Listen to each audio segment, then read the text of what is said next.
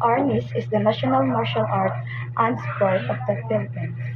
It is also known by other names such as Eskrima and Kali, depending on the region.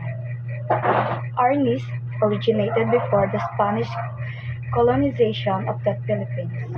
Our ancestors developed arnis as a form of self-defense, using weapons like sticks, blades, and improvised tools to protect their communities.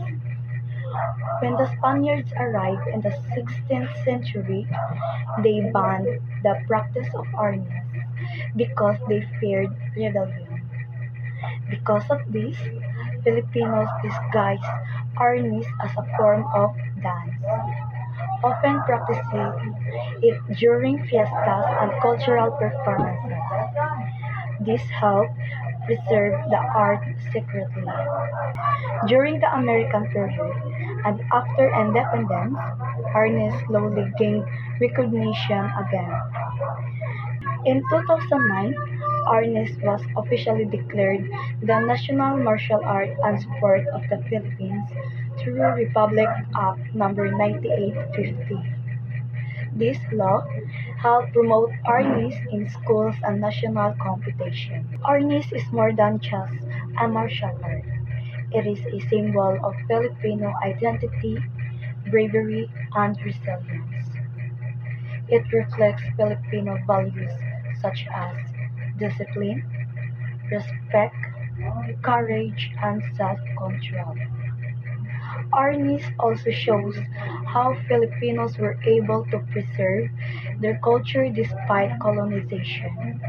By practicing Arnis, we honor our ancestors and keep our traditions alive.